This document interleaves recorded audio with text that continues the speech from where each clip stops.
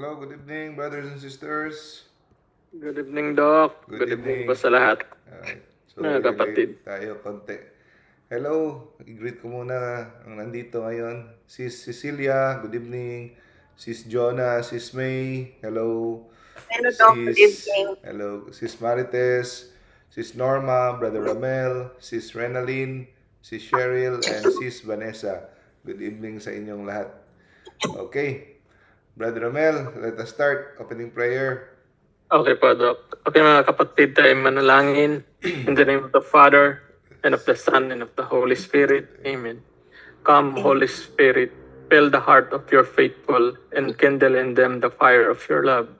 Send forth your Spirit, and they shall be created, and you shall renew the face of the earth.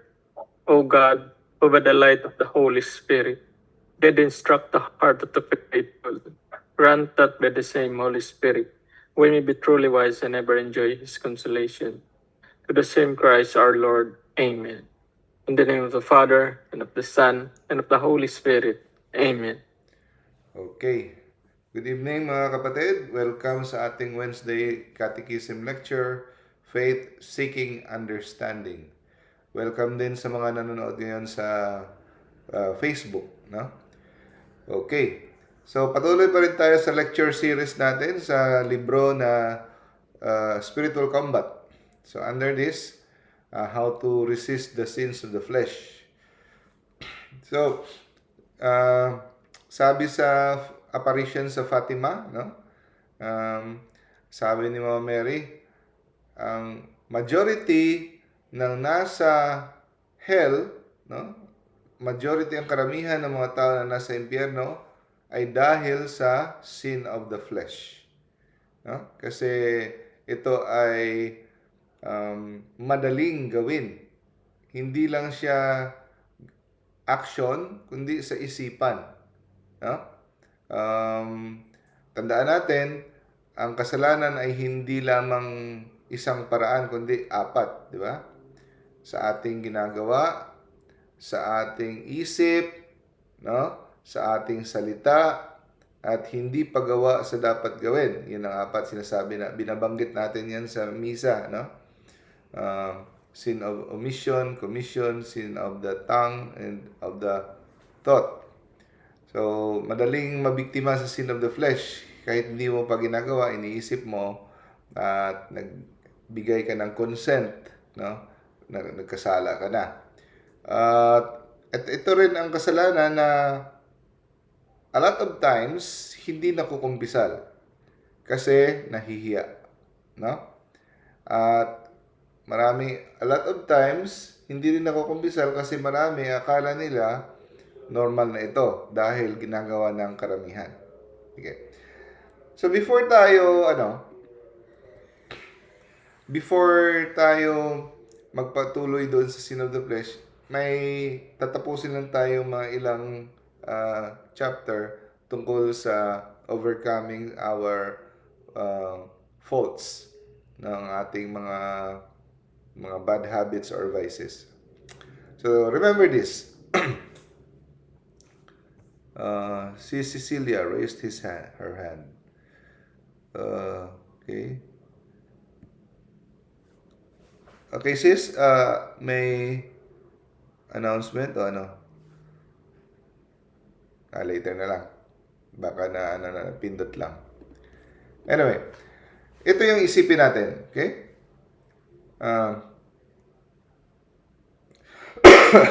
Para tayo ay magiging magwawagi, no? O matagumpay sa paglaban sa ating mga masasamang ugali dahil ito ay spiritual perfection, no? We want to become saints, di ba? So hindi natin hayaan ang mga kunting kahit mga mumunting mga defect ay iiwan lang natin sa ating buhay. Dapat magiging malinis tayo, no? Para straight to heaven. So ang pinaka number one enemy natin ang self-love, no? Labis na pagmamahal sa ating sarili. Hindi maganda yan. Your main opponent is self-love. Yung anong sinasabi ng mundo? Ang sinasabi ng mundo, the greatest love of all is to love yourself. Pero hindi yan sa spiritual life, hindi yan totoo, no? Sa spiritual life, your main opponent is self-love. Labis na pagmamahal sa sarili, parati mong iniisip ang iyong kaligayahan, parati mong iniisip ang iyong kapakanan, no? So, sa spiritual life, we have to be selfless, no? Selfless, kagaya sa example ni Jesus. We have to remind na ang ating self-love ang ating main enemy. So, parati nating ipasok sa ating isipan na ang mga insulto, kahihiyan, mga annoyances, no, mga hindi tayo komportable, mainit, o ano ba yan, mga inconvenience, no, uncomfortable, lahat na yan, wag natin isipin na mga kaaway, no, mga kahihiyan, napahiya ka, mga insulto, wag natin itong tratuhin na kaaway. Okay? But, tratuhin natin itong bilang kaibigan. Kasi ito ang mga bagay na tutulong sa atin para tataas yung antas ng ating spiritual life. Okay? So, pag handa kang yakapin ang mga bagay na ito, no? Malaking tulong ito sa ating progress. So, para tayo maging matagumpay sa ating spiritual combat, walang surrender. No retreat, no surrender. Itatap natin yan sa ating mga isipan. Okay? No retreat, no surrender. Ipagpatuloy natin ang combat, spiritual combat, ang pakikipag-away sa ating mga maling ugali. Lalo na sa ating uncharitableness, sa ating pagkamainitin ng ulo at pagiging suplado. Yun ang pinaka-common, no? So, para huwag tayong tumigil sa ating pakikipag-away, hindi natin iiwan, di ba? Sabi, una nating pakikinig sa lecture, sabi, sige, sasabak ako sa spiritual combat. Kalaunan, ilang linggo, ilang buwan, nakalimutan na natin. Iniwan na natin, hindi na tayo nakikipag-away. No, we should not stop until the end of our life. So para tayo ay maging masigasig at magpapatuloy hanggang katapusan, hihingin natin to sa Panginoon. Lord, make me persevere till the end.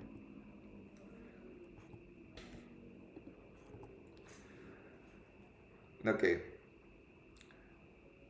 So, let us reflect on two things. Dalawang bagay ang ating isipin parati, na meron tayong kaaway, spiritual enemy, na parating napakabangis, no? Napakabangis at galit na galit sa atin, na gusto tayong hihilahin patungo sa impyerno.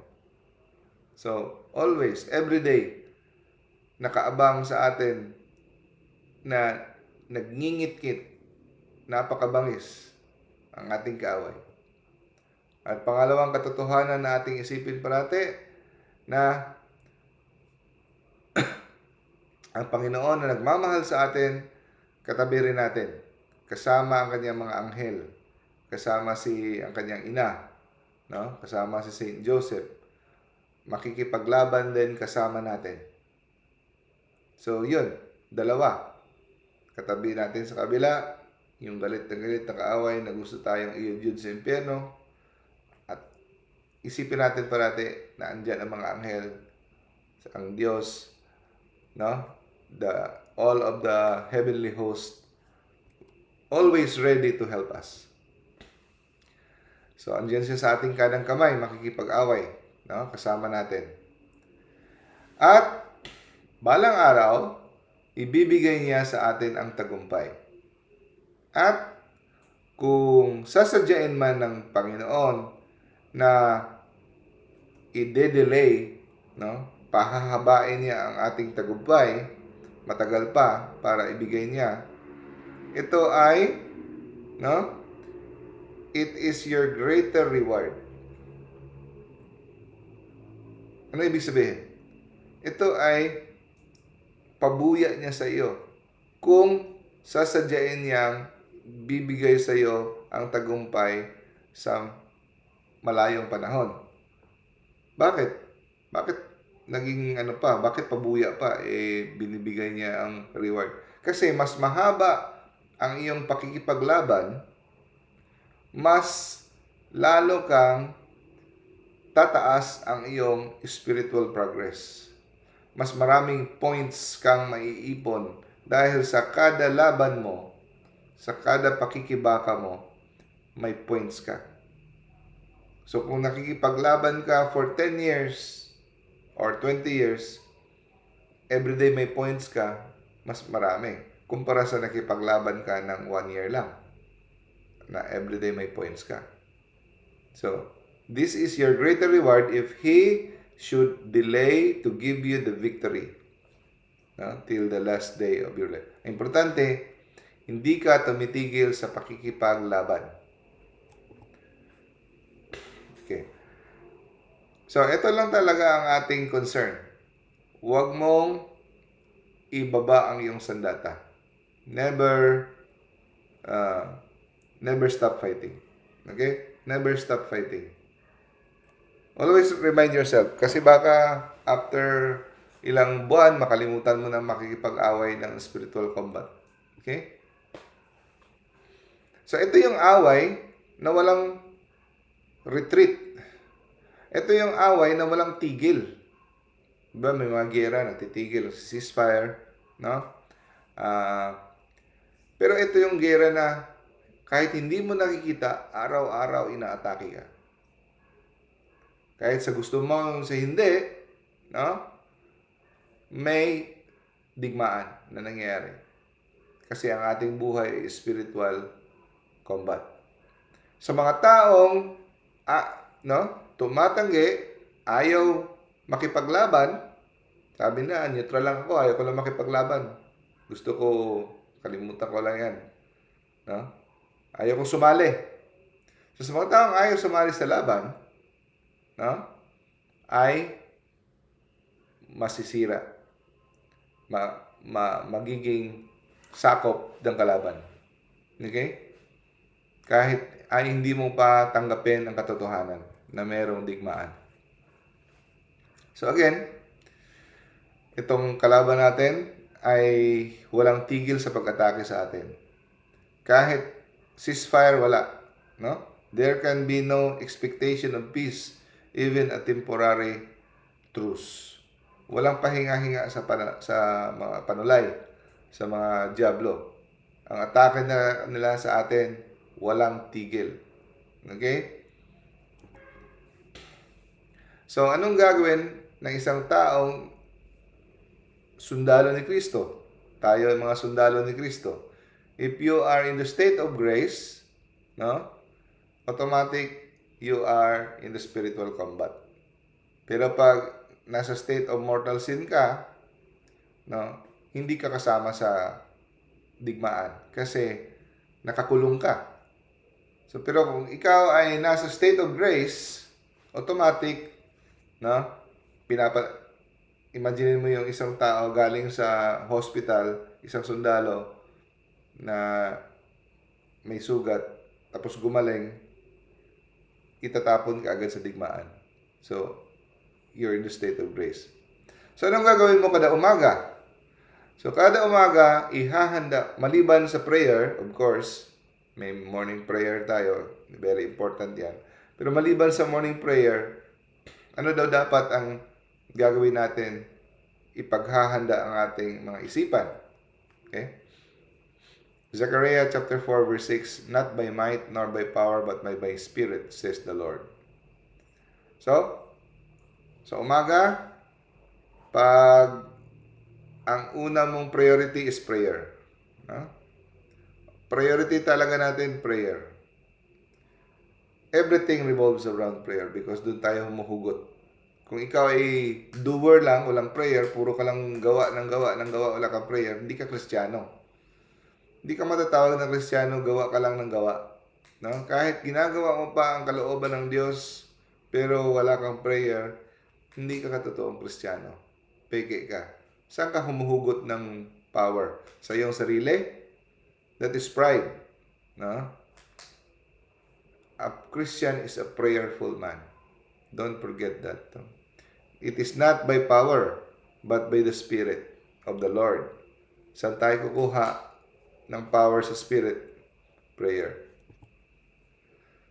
Okay. So again, pag gising mo sa umaga, after you pray, always remember, no, na meron sa kabila mo kaaway na nakikipagdigma sa iyo. At sa kabila, andyan si Jesus, andyan si Mama Mary, andyan si Saint Joseph, at ang lahat ng mga angel sa kalangitan na makikipag-away kasama sa iyo. Okay? So, kaya huwag kang matakot. Kasi may kasama ka. At alam mong talo na sila. Talo na sila, pero hindi sila tumitigil. Talo sila kung ikaw ay makikipag-away kasama ang Diyos. No? So, huwag tayong matakot. Now, so, ang ating pakikibaka, ang ating pakikipaglaban, no, araw-araw sa ating pride, sa ating envy, sa ating temper, sa ating lust, no, sa ating greed, sa ating pagka-judgmental, sa ating pakikipag-away everyday niyan, yung struggle natin, sa ating pagkatamad, no, tamad mag-pray, no, sa ating pag walang control sa kain, yan mga struggle yan everyday, no? Sa ating pakikipaglaban, lumalakas tayo. So through this hard resistance to your sinful inclination, no? This struggle, tong struggle natin will become our treasure. Imagine, ang struggle natin will become our treasure. Ang problema lang, pag sinabi mo, tanggap ko na. Tanggap ko na na mainitin ang ulo ko. So what? Tanggap ko na mataba ako. Hindi na ako papayat. Kasi ang sarap kumain. Hindi ko na pipigilan ang sarili ko. Pag sinabi mo yan, tumigil ka na sa kipaglaban.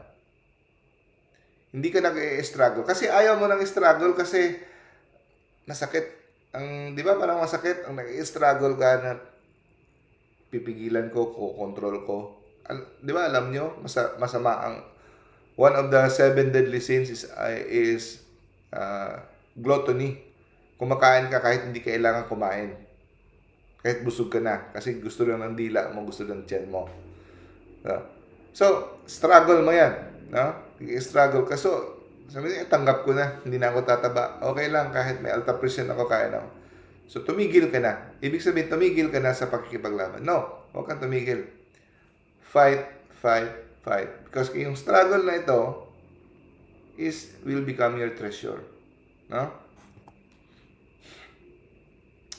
Now, kahit pa sabihin natin, okay, hindi ko susundin ng Panginoon, susundin ko ang gusto ko.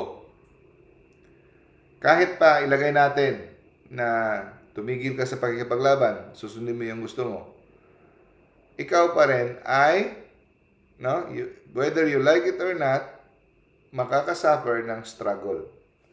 Struggle sa ibang bagay. Maka-experience ka pa rin, so hindi mo susundin yung daan ng cross. Kasi mahirap. Gusto mo yung daan ng pagpapasarap, yung laman. Susundin mo yung layaw mo. Okay? Akala mo madali ang buhay pag gano'n? Hindi pa rin. Ganun pa rin. meron pa rin pighati, meron pa rin problema, no? Ang kaibahan lang is ang iyong pighati, ang iyong pagdurusa ay may kahulugan pagkasama mo si Kristo, pag sinusunod mo ang kanyang plano, sinunod mo ang kanyang kalooban. It will lead to peace. Pero yung mga problema, paghati, pagdurusa na ikaw ay hindi ayon sa plano ng Diyos, labas kay Kristo, walang kahulugan ang iyong mga pagdurusa. No? Pagdurusa, suffering that you experience in Christ will lead to peace, no? Eternal joy. But wag mo akalain na labas kay Kristo ang life mo, enjoy na. No, mas maraming problema ang mga taong gumagawa ng kasalanan. Away dito, away doon. Depression, umiinom parati ng gamot kasi takot, napapraning, kasi baka sila ipapatayin na kanilang mga kompetensya sa negosyo, kompetensya sa politika, mga ano-ano. Walang peace. Pero kung papiliin ka, mag-i-struggle ka man lang, good sa mabuting daan, masamang daan, parehong may problema. Doon ka na lang sa mabuting daan dahil meron pang kabuluhan, kapatutunguhan ang iyong mga pagdurusa. Okay. So sa ating pakikipag-away, sa pakikipaglaban sa diablo, merong proper order. Hindi bara-bara. Okay? So maraming tao na pahamak dahil sa pakikipaglaban nila, walang systematic order. So ganito ang proper way. So during prayer, the night, ikaw mag-isa, upo ka in prayer or luhod ka. Examine your heart kung ano ba talaga ang number one na passion mo. Ibig sabihin, ano ba yung mga sinful passion mo? Yun ang pag-una mong pagtuunan ng pansin. Ang sa 7 deadly sins, meron talaga dyan isang nangingibabaw na yung pinaka-problema mo ngayon. No? So, ito yung unahin mo muna tirahin. Okay? Tapos kung along the way, merong makikita ka naman ng mga temptation na umaatake sa'yo, labanan mo yung pinaka-malapit na temptation. Pero patapos mong malabanan yung ibang temptation na mga minor, balikan mo kaagad, balik ka sa major temptation, major na sinful passion. So, wag mong iwanan. Balikan mo para kung yan ang technique mo, mas madali kang mag-improve. Kasi hindi mo tinitigilan hanggang mawala yung sinful passion na yon. Kasi kung pag may nakita kang isang kaaway na tukso, yon, tapos kalimutan mo na yung major na kasalanan na yon, walang mangyayari. Na? So, never abandon the fight against your principal weakness. Pagtuunan mo ng pansin yung principal weakness. So, ito yung example ng battle plan. For example, you take time in prayer to examine your heart. No? And then, binigyan ka ng liwanag ni God na nakita mo na madali kang magalit. No? Pag may nagsumasalungat sa'yo. And then, minsan, you feel jealous sa mga success ng iba. And then, you also have impure thoughts. Pero after your reflection, nakita mo na ang main problem mo pala ay pride. Doon siya lumalabas sa anger. Madali kang mainit ang ulo dahil mataas ang pride mo. So, example to. Usually, ang mga mainitin ang ulo, matataas ang pride. Yun ang root cause. Mainit ang ulo. Dahil ayaw mong magpahintayin, dahil sensitive sila kasi napakataas ang pride nila. No?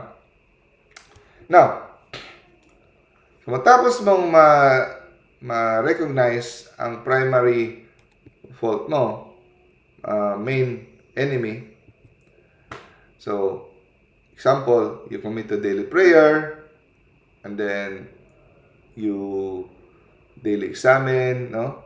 Watching for moments to speak kindly, no? And then, for example, you chose to memorize the scripture verse, "Learn from me, for I am meek and humble of heart." And then, for example, you start reading about the life of Saint Francis de Sales, kasi kilala siya sa pagiging gentle, no? So now, so you are working out your pride and your anger.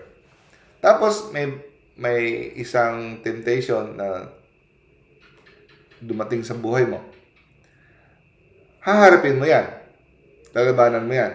Pero matapos mong labanan yan, dapat balik ka naman. So after overcoming the sudden temptation, you should return to your work on pride and anger.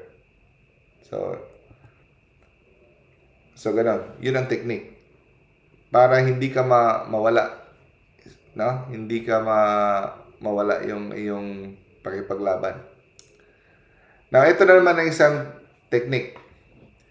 Kung sa tingin mo, hindi mo pa na-master ang iyong sinful passion, like for example, yung iyong temper, madali kang magalit, okay?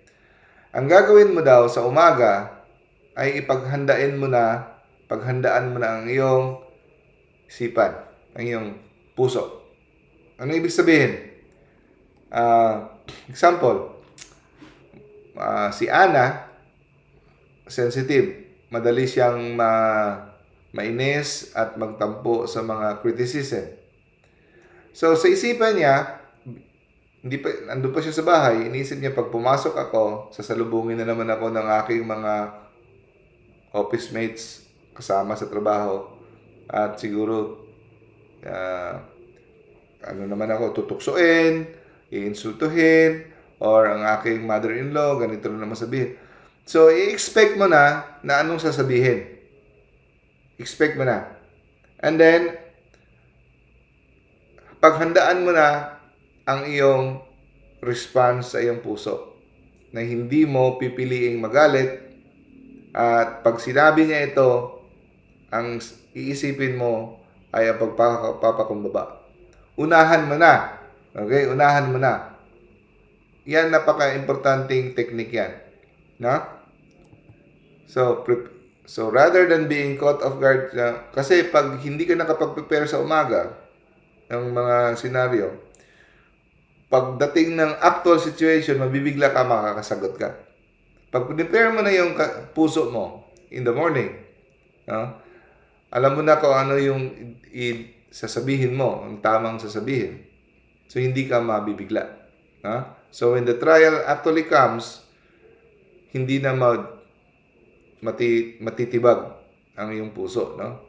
Because you already suffered it with the Lord in the morning. Now, for example, yung mga specific scenario, situation na pinaghanda mo, hindi lang nangyari. Unexpected na mga scenario ang nangyari. Hindi mo napaghandaan. Huwag ka mag-alala. Dahil kahit hindi yun ang pinaghandaan mo, yung paghahanda mo sa mga senaryong iba na yon ay nakatulong pa rin. Na? So, nakatulong pa rin ang paghahanda mo sa mga example na mga senaryo na yon para maging matatag ang iyong puso.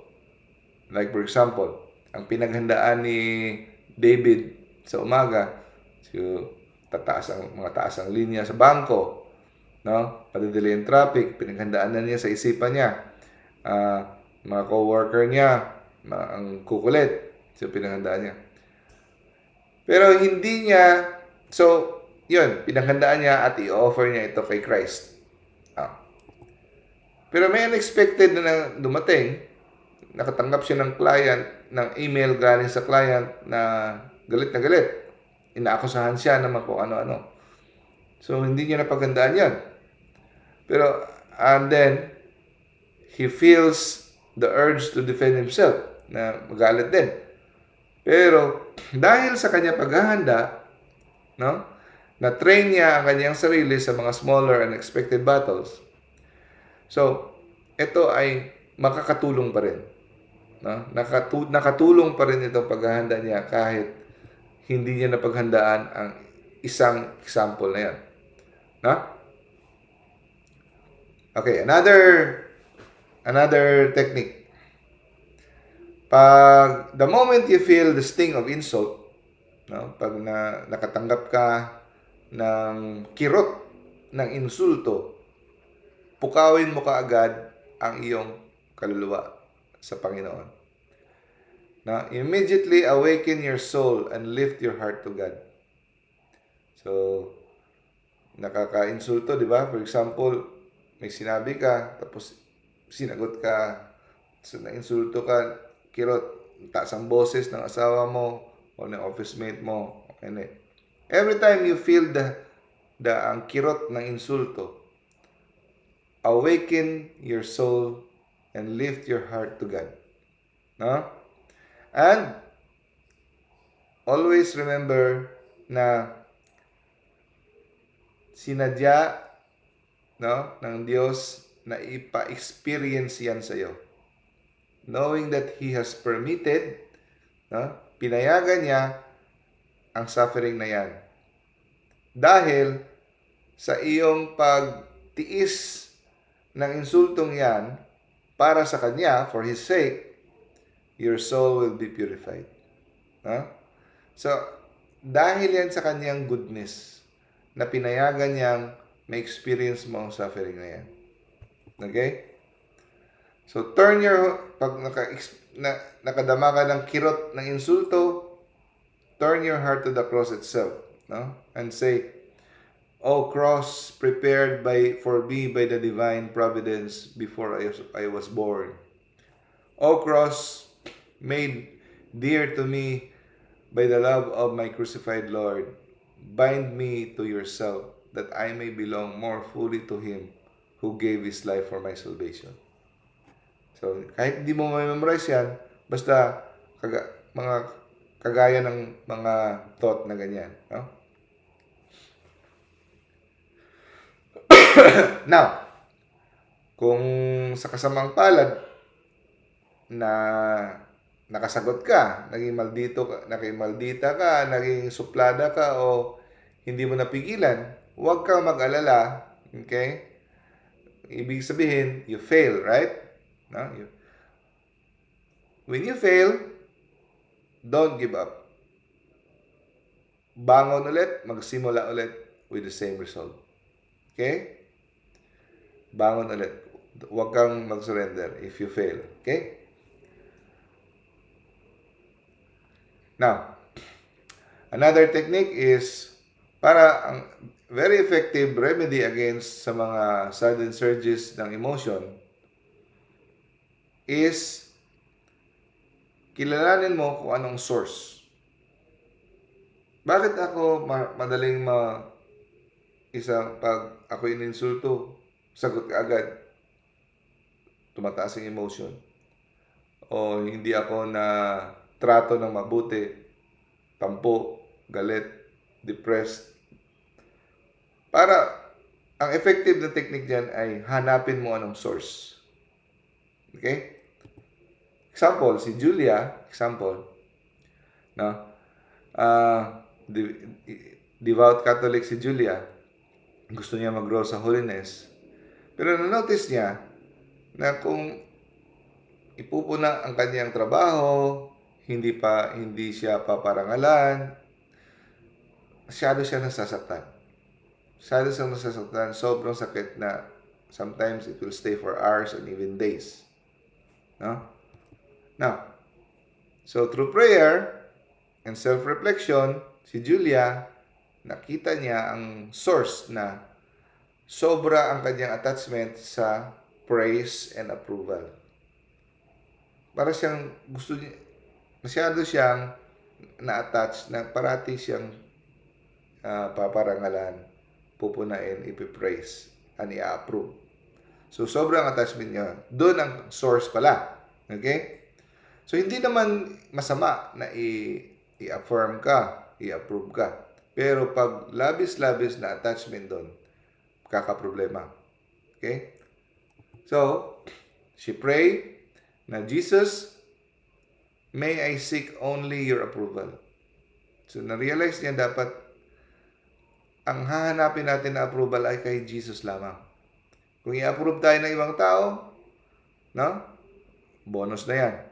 Pero kahit walang nakakakita sa iyong mga mabuting ginawa, hindi ka pinarangalan, hindi ka pinuri, ang importante si Jesus nakakita. Jesus, may I seek only your approval, help me to love truth more than praise. No? So every time na nagde-desire tayo ng praise, no? Ito yung isipin natin, Lord, it is enough that you see me. Sapat na sa akin na nakikita mo ako. Others' opinions come and go, but you remain. No? So, hindi sapat na titiisan lang natin at lalabanan natin yung mga emosyon na hindi maganda. Hindi sapat yon. Dapat pala, hanapin natin kung saan ang ugat. No? Kasi kung hindi natin makalalaman ng ugat, mahihirapan tayo. Puro lang tayo defense. So pag nalaman natin yung ugat, kung saan galing yon, sa kanyang situation ay attachment to praise and approval, so mahihirapan siya. Okay. Now, kung meron naman isang personalidad at isang tao na nakakairita sa iyo, meron talagang ganyan. Wala pang ginawang masama ang tao. Naiinis ka na. Hitsura pa lang niya. No? Sarap ng kumutin. Sa Bisaya pala yan. Kumutun. No? Sarap tirisin, no? Or, meron ding rason minsan, no? Anong gagawin mo? Dapat kailangan mong pilitin, you should force yourself to love and value that person. Kahit hindi mo pa feel, kahit hindi mo pa gusto, kahit sabihin mo pang nakipagplastikan ka, you should first force, no, yourself to love and value that person. No? So, ito yung gagawin. Gagawin mo yan, hindi dahil gusto mo siya, no? O hindi rin dahil gusto ka niya, gagawin mo, napipilitin mong mahalin siya dahil ang isipin mo, siya ay ginawa at nilikha ng Diyos pareho sa iyo. With the same loving hand by God. No? You were created. He is created. And siya ay tinubos din. Hindi lang ikaw ang tinubos ni Kristo na kanyang dugo. Siya rin. Okay? At ang nakakainis niyang presensya ay isang makapangyarihang oportunidad. No? Isang makapangyarihang pagkakataon na ikaw ay mapapatunayan mo ang pagmamahal mo kay Kristo. So, kung pipilitin mo siyang mahalin, you will grow into the likeness of Jesus. Kasi ganon si Jesus. No? For example, no, si Thomas, meron siyang co-worker na si Alan. Si Alan, parati siyang nililibak. No? Talks at his back, sarcastic parati, hindi nagpapa-thank you. Nakakainis talaga. No? Pero, pinili ni Thomas na instead of complaining, Thomas makes a decision. He said, he prays each morning, Lord, help me to love Alan as you love him. Nire-remind niya kanyang sarili, Jesus shed his blood for Alan also. No? And then, kahit hindi pa niya gusto, he makes a small acts of kindness. Kahit mga simpleng kindness lang kay Alan. O, pera niya ng, gusto mo siomay? O, ano ba? No? So, he offers his annoyance as a sacrifice. No? Lord, I offer this struggle. Make me more like you, gentle, merciful, and kind to all. So, hindi lang sa office mate, sa kasambahay mo, sa gardener, sa driver mo, kung sa ano man. No? Nakakainis dahil sa kanilang katangahan, kay tigas ng ulo, kung ano man dyan. No? So, kahit hindi pa darating ang araw na magugustuhan mo si Alan, no? Example, magugustuhan mong tao, hindi kailangan magugustuhan mo siya. Kahit you will never enjoy his company dahil hindi siya nagbago. Pero makikita mo na ang tao na he become an instrument of grace. Kasi tinutulungan ka magiging kagaya ni Kristo. So, ang pagkipag-struggle mo sa pagmamahal sa taong nakakainis will become an instrument of grace. At yan ang magiging instrumento mo para ikaw ay maging saint. So, ang joke nga niyan yung mga tao nakakainis, mga saint maker tawag. Pwede rin yung saint maker, yung husband mo or wife mo. Saint maker kasi pinagpapasensyahan mo. So, dito na tayo. On the way to resist the sins of flesh. Okay? So, merong maikli lang itong to resist the sins of flesh.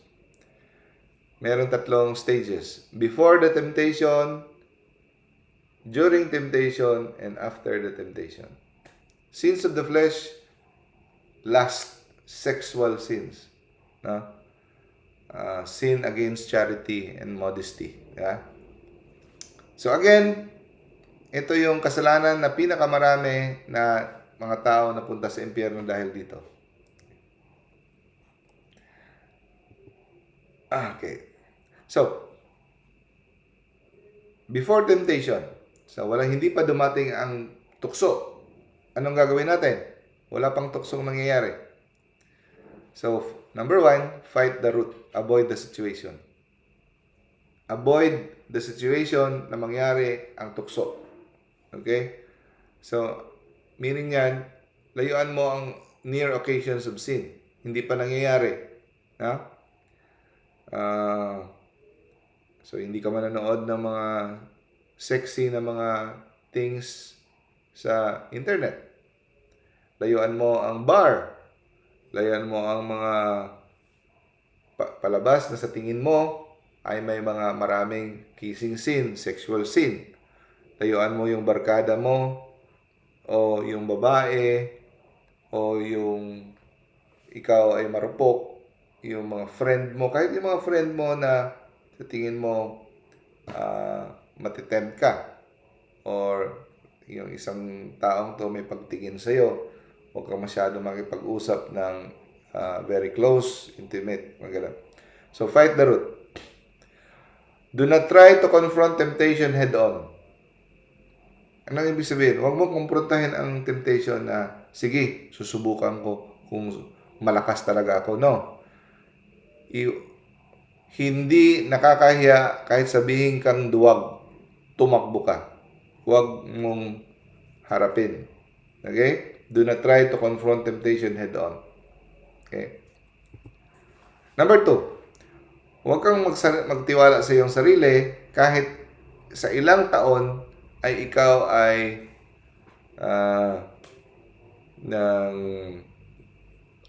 nadaig mo na yung temptation na yon, ikaw ay matatag na, hindi ka na nahulog sa ganong tukso, kahit ilang taon na nang lipas, ikaw ay nanatiling matibay, huwag kang magtiwala. Kasi sa ilang taon mong pinaghirapan, pwede kang mabiktima sa 1 minuto lamang pag ikaw ay nag-overconfident. Kasi ang sexual sin ay napaka-subtle, napaka-swabe na hindi mo mamamalayan, dadahan-dahanin ka. Okay? Kagaya ng palaka na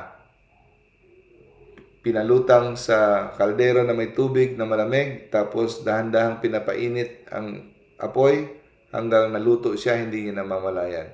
Ganon ang sexual temptation. Nagdi-disguise ang sexual temptation as harmless, even holy affection.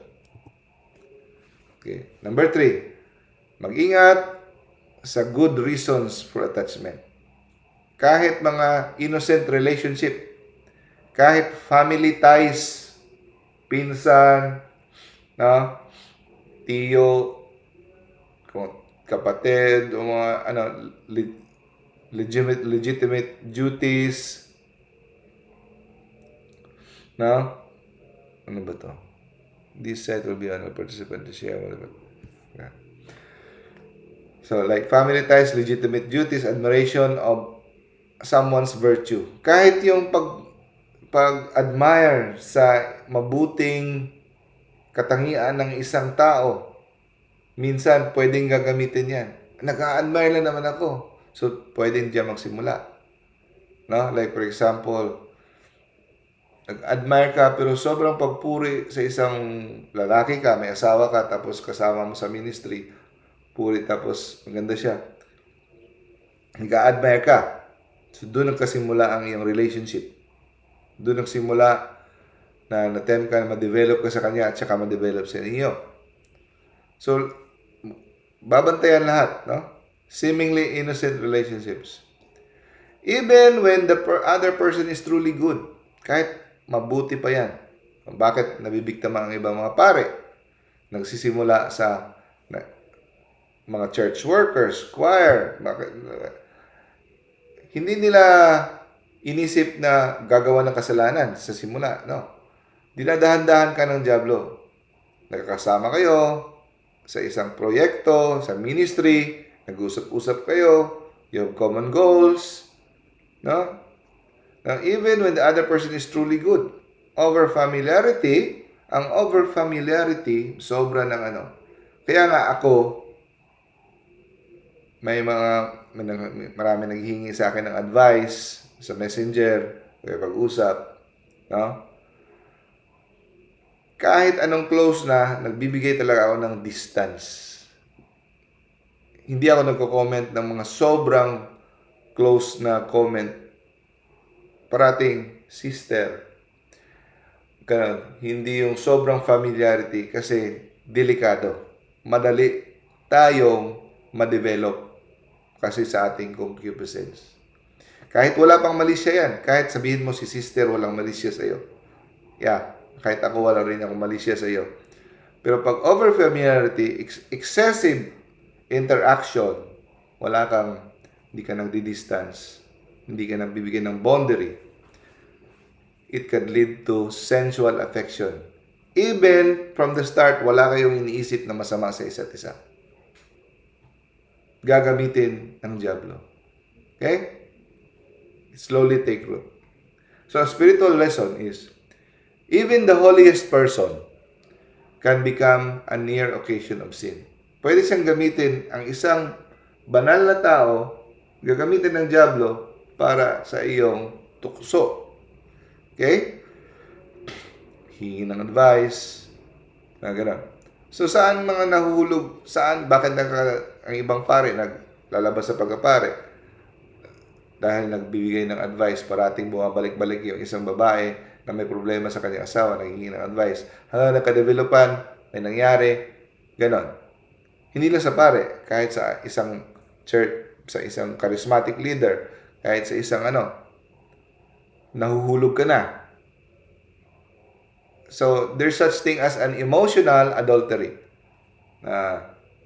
Text. Nagtitext, ba't mo parating text? Nagka-advice. Tapos, hanggang, kumusta ka na? Eat na you? Wala pa? Sleep na you? Oh. So, wala naman kami ginagawa. Masama. Pero, ilang beses ka nagte-text? Mga 40 times a day. Oh. Take care, cause I care. Mga ganun.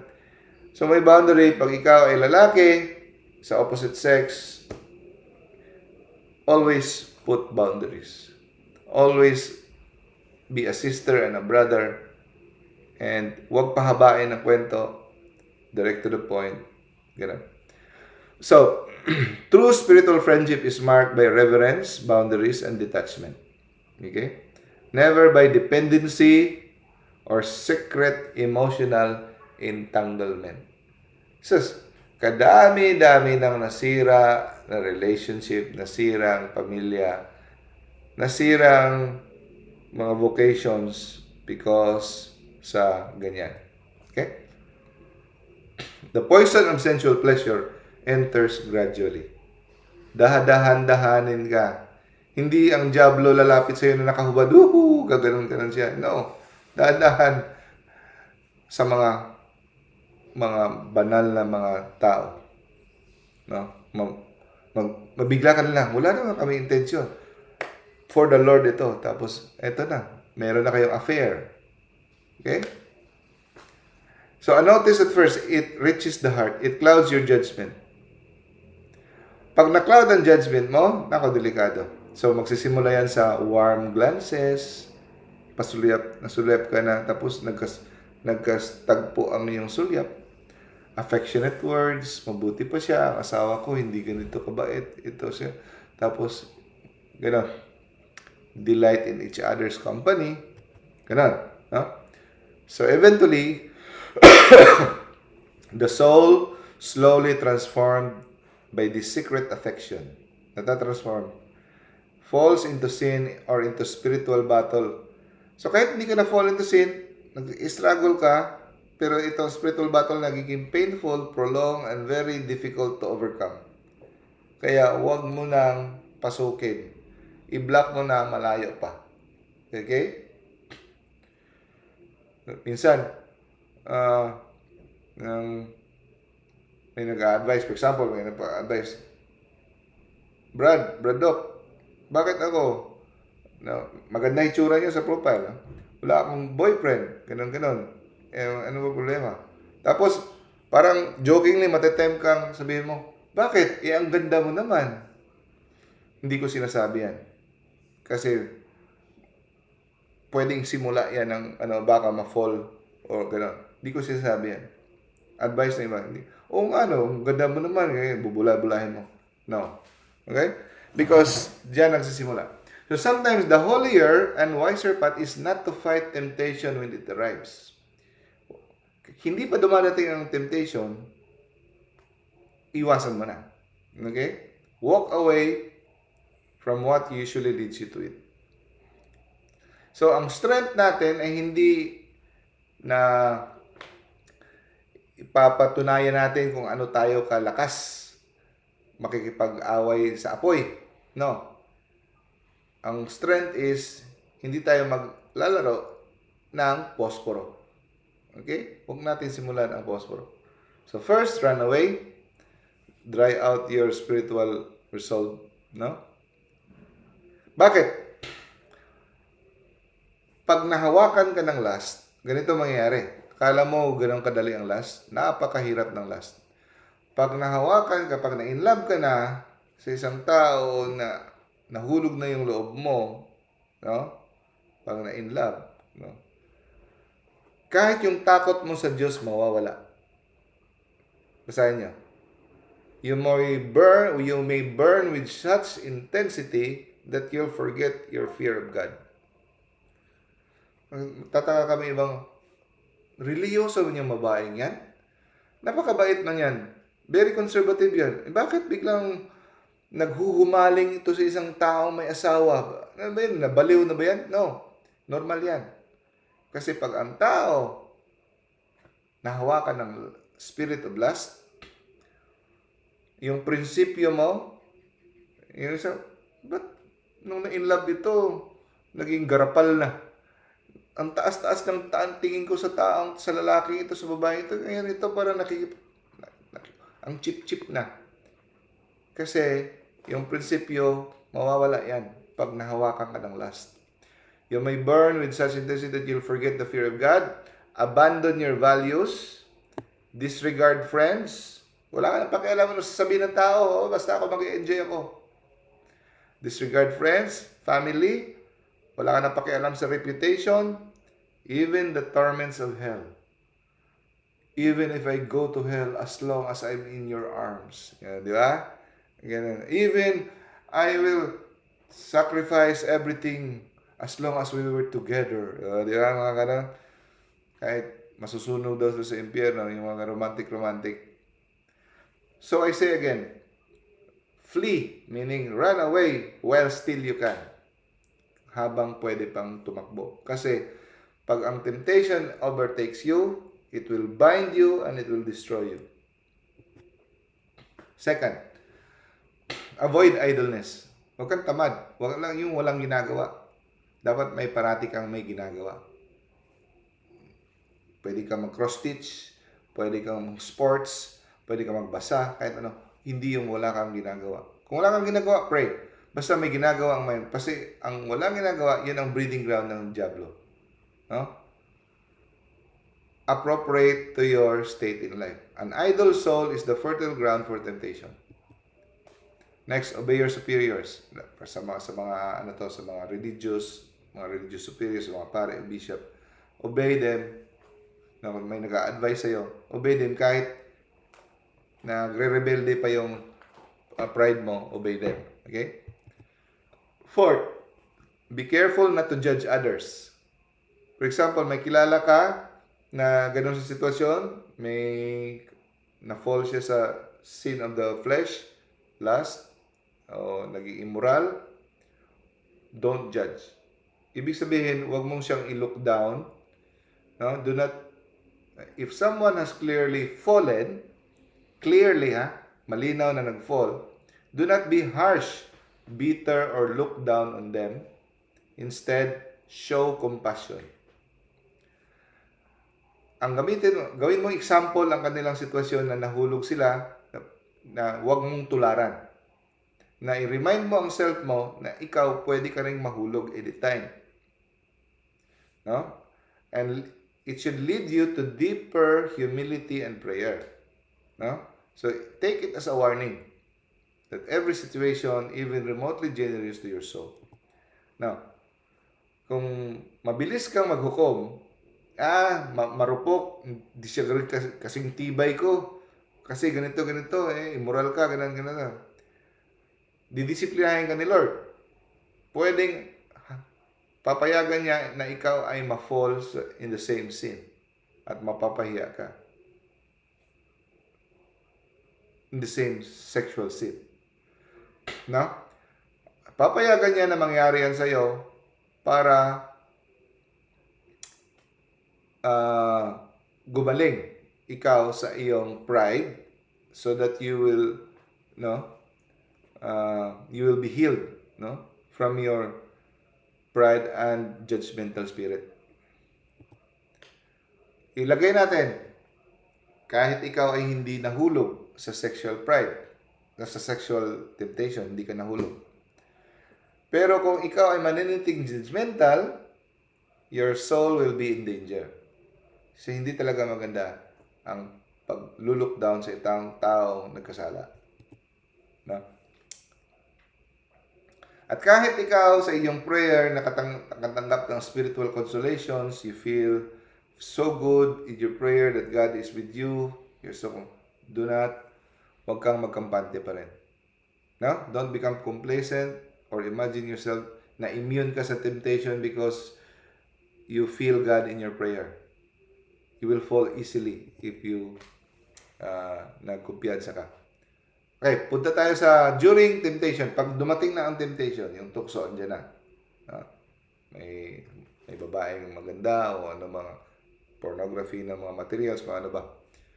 So, tingnan mo muna kung ano yung internal ba ito or external cause. Yung external cause, galing sa external cause through the ears, eyes, no? So, curiosity, sa mga makikita natin, conversations, flirty conversations, emotional, suggestive, lifestyle, mga sexing damit, mga ganun. Temptation na galing sa naririnig at sa ating mata. So, ang panangga natin dyan, purity of heart. Avoiding occasion of sin and fight. Alam na natin yan. No? Number 2, internal causes. Anong internal causes? Galing sa ating sarili mismo. Dahil sa ating kagustuhan na mag-enjoy parate. Rebellion of the flesh. Craving for sinful pleasure. Ang isa rin, evil thoughts. Saan galing ang evil thoughts? Sa ating dating mga experience. Kaya hindi totoo na sinasabi nila dapat maka-experience ka ng ka-bad boy, kabuguyan, para ma-experience mo. No, hindi. Totoo yan. Dapat remain pure. If you can remain pure. Kasi kung mag-experience ka ng mga bad boy days, immoral days, magde-deposit sa mind mo yan at hahalongkitin ng diablo yan in the future. Babalik-balik sa mind mo. No? So, how to fight internal battles? Mortify the flesh. Patayin mo yung laman sa pamamagitan ng bodily mortification. So, yung laman din, didisiplinahin mo. Number 1, fasting. Pinaka-effective fasting. So, tinatanggihan mo ang laman mo, yung bituka mo ng pagkain. So, magkalapit yan. Bituka at sexual drive. Magkalapit yan. So, kung marunong kang tumanggi sa pagkain, kasalanan ba ang pagkain? Masama ba ang pagkain? Hindi. Pero kahit minsan, tatanggihan mo, magpa-fasting ka, mag-abstinence ka for the Lord, dahan-dahan mong natitraining ang iyong laman na tumanggi sa kasalanan ng laman. Okay? Hindi na sa atin applicable to sa panahon ngayon dahil matagal na ito sinulat. This is, I think, 500 years ago. Itong librong ito. Mga hair shirts, wala namang hair shirt. So, pwede kang gumawa kung gusto mo. Yung damit na maraming mga hibla na inconfortable, mga makakate, masasakit. Night vigils, nakakatulong. No? Other forms of self-denial. No? Stay occupied. Parating ka may ginagawa. Prayer and meditation. And pag may temptation, pray. Ito ipipray mo. My Jesus, my sweet Jesus, help me quickly. Don't let me fall into the hands of this enemy. Kahit hindi mo memorize to, make your own words. No? Na parang kagaya nito. Sa akin, Jesus, I praise you, Jesus. Lord, help me. Ganun lang. Mama Mary, help me. Ganun lang mga short. Immediately pray. Okay? Kung pwede, hawakan mo yung crucifix kung may crucifix ka. Kiss the crucifix. And then say, oh, beautiful wounds, pure wounds, holy wounds, pierce this impure heart of mine and cleanse it from everything that offends you. No? So, warning. Huwag kang mag-meditate sa vice itself. Di ba, ang lahat ng temptation, pwede mong pukawin ang iyong damdamin para paghandaan. Sa sexual sin, huwag mong pukawin ang iyong sarili. Huwag mong pagnilayan ang experience na yon. Kasi pag nag-meditate ka sa mga experience na yon, na paghandaan mo kung ano, pag may nagpakita ng mga sexy, ganito. No, huwag. Huwag mong pagnilayan. Kasi pag-imagine pala ng mga bagay na yan, pwedeng gamitin ng diablo para mahulog ka. Okay? Huwag mong pukawin ang iyong sarili kasi ma-excite ka. No? So, kahit yung purpose mo pa ay kabutihan, huwag. Kasi ang pag-iisip sa mga thoughts na mga sexual na yon na iiwasan mo, pwedeng gamitin ng diablo para magbabalik-balik sa mind mo. At lalo kang ma-arouse. Okay? Flee entirely. Layuan mo. Kahit ito ay spiritual pa ang reason mo. Okay? So, ano yung i-meditate natin? Ang i-meditate mo ay ang life and passion of Jesus. Especially the 5 sorrowful mystery. The scourging at the pillar. The crowning of thorns. No? The carrying of the cross. Yun, ang mga sugat ni Kristo. Yun parate ang iisipin mo. No? Tapos, kung may temptation papasok, i-ignore mo lang yan. Parang background noise lang yan. Do not stop praying. Okay? And end your meditation with a prayer like this. Hindi exactly this one, but like this, no? Oh, my Creator and Redeemer, deliver me from my enemies for the sake of your passion and your infinite goodness, no? So, wag mong balikan ang thoughts ng temptation, no? Do not return in the thought to the temptation. Kasi pag naisip mo ulit yan, pupuka ulit yan, di ba? Sexy na mga imagination. At sa tingin mo,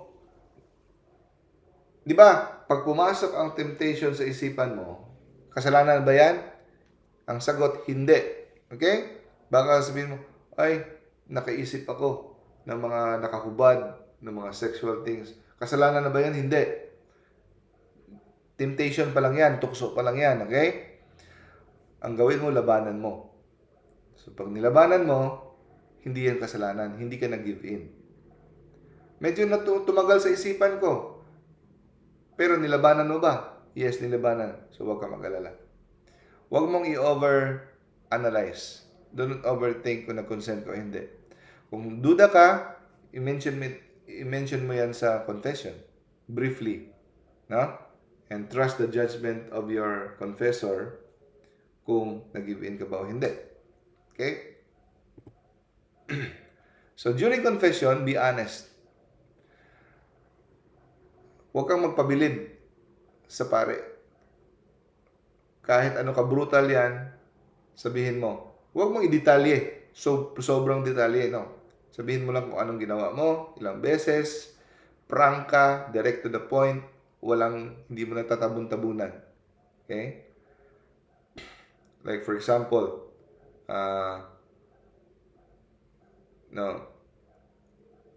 solitary sin. Usually, alam na ng mga pare ang solitary sin. Ang solitary sin ay, for example, masturbation. Yung kasalanan na ikaw ay mag-isa. So, kung nahiyang sabihin mo, nag-engage ako sa solitary sin. Pero sa tingin mo, kung pare hindi nakaintindi, sabihin mo talaga. No? Hindi mo pwede sabihin, nagkasala ako against the 6th commandment. Napaka-general naman yan.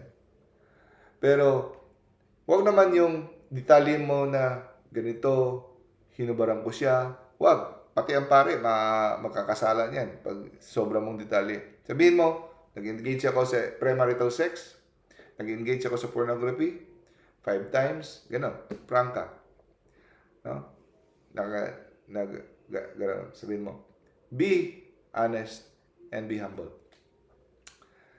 Now, sa mga lahat ng temptation, kailangan natin ng humility. Pagdating sa sins of the flesh, mas lalo natin kailangan ng humility. Hindi ko may paliwanag, pero ang sabi ni Father Scopoli, ang sins of the flesh is always a punishment for the sin of pride. Bakit tayo nahuhulog sa sin of the flesh? Ang pinakaugat, sin of pride.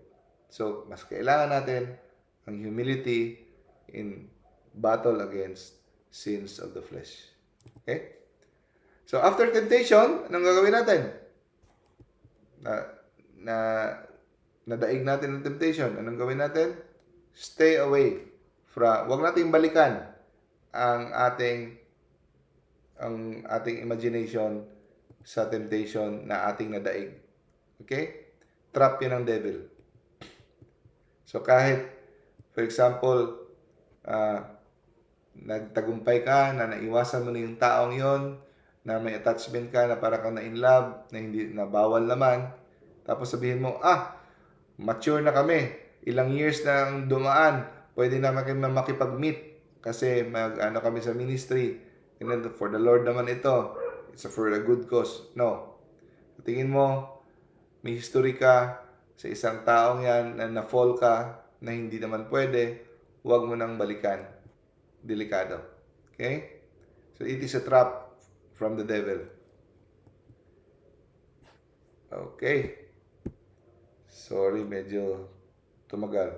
Medyo delayed din kasi ang ating pag-start. Okay. Hello, sino ang mga kapatid? I-greet ko lang itong mga kapatid na nagtiyaga dito hanggang matapos. Brother Alan, Big Big, hello, good evening. Sis Cecilia, Sis Earl, Sis Eliben, Brother Elver, hello, kumusta bro? Brother Joel, Sis Jonah, Sis Laila, Sis May, Sis Marites, Brother Naven, Sis Brother Noe, Sis Norma, Sis Renalyn, Sis Sarah, Sis Cheryl, Sis Hello, Doc. Del, hello Sis, Sis Janet from Europe, and Sis Vanessa. Okay. Good evening. Evening, Good Doc. evening. Hello. Pray po ako sa father ko. Naglamay misaya po ron. Uy. Yung gi-comment Oh. sa inyo. Dapat mag-confession na siya tapos mo tunay na hitabo ko. Uy, kanusta na siya sis nag-pass away? At kato pong ay 25 Doc. June 25. Ano pangalan niya sis? Jerry Lee po, Doc. Sige. Isama natin sa ating prayer. Sa aming Thank prayer. you so much, Sige Doc. sis. Okay. Brother Elber. Hello, Brother Elber. Pwede ka mag-closing prayer? Short closing prayer? Dok, I'm sorry, nagpapatulog pa kayo sa bata ko. Sige, no problem. Okay. Hello, Brother Alan. Brother Alan. Sige, Doc. Sige bro, closing prayer tayo, Brother Alan.